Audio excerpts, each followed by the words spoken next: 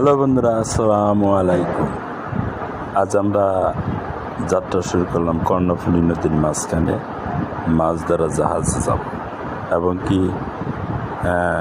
কীভাবে মাছ ধরে সেগুলো আপনাদের দেখাবো এবং জাহাজের সমস্ত বিস্তারিত আপনারা দেখতে পাবেন। নাহিদ ভাই অত্যন্ত ভালো মানুষ, উনি আমাদেরকে ইনভাইট করেছেন। আমরা উঠতেছি, উঠে ঘুরে ঘুরে দেখাবো এবং তার মুখ থেকে আমরা শুনবো কিভাবে জাহাজে মাছ ধরে, কিভাবে হ্যান্ডেলিং করে, এই বিষয়গুলো আমরা জালের মধ্যে মাছ ঢুকতেছে কিনা আমরা এটা দেখি। তাহলে তো কষ্ট করে টেনশন করা লাগে না, মাছ আসবে কি আসবে না।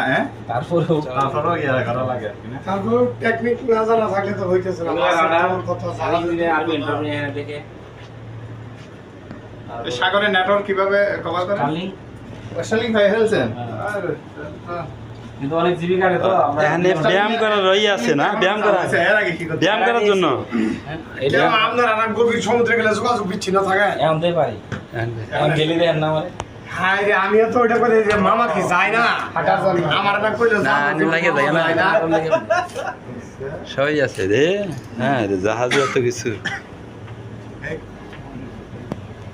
আগে আপনার ই ছিল, এই রেডি হয়েছে এটা, এটাতে আপনি বৃষ্টি থেকে কোনো কিছু কথা বলতে পারেন। ওই এটা দিয়ে মানে কথা বলা যাবে, যোগাযোগ করা যাবে। বললো না, উল্টা হয়েছে, ও উল্টাই দিছে।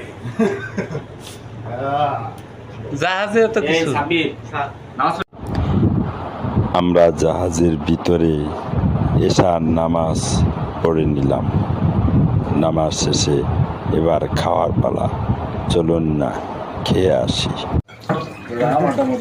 আচ্ছা আগে স্যুপ দিয়ে শুরু করেন।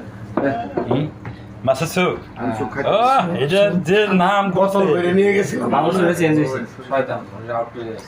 মিষ্টি সুপ আমি খালি ঝোল খায় পেট ভরে গেছিলাম। হ্যাঁ আমি আর বলতে চাচ্ছি না ওটা আউট করে গেছে। বসেন বসেন বসেন, সই করে না। আমি খাবার শেষ করে আমরা এখন যাচ্ছি জাহাজ মেরামত কারখানা ও ক্লোস্টরে। সেখানে দেখব কিভাবে জাহাজ মেরামত করে আর কিভাবে মাছগুলো সংরক্ষিত করে। এখানে আমরা দুইটা জাহাজ দেখতে পাচ্ছি।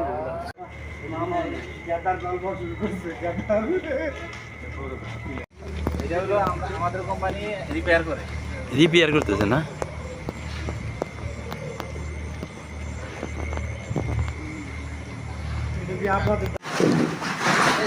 এইগুলো কি স্পিডি মনে হয়।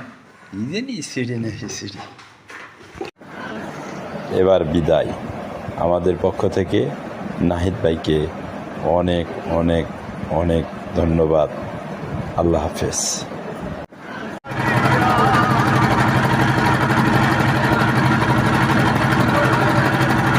জোর বেড়া যাত্রী করে ভিডিও করা, কত সুন্দর চেহারা।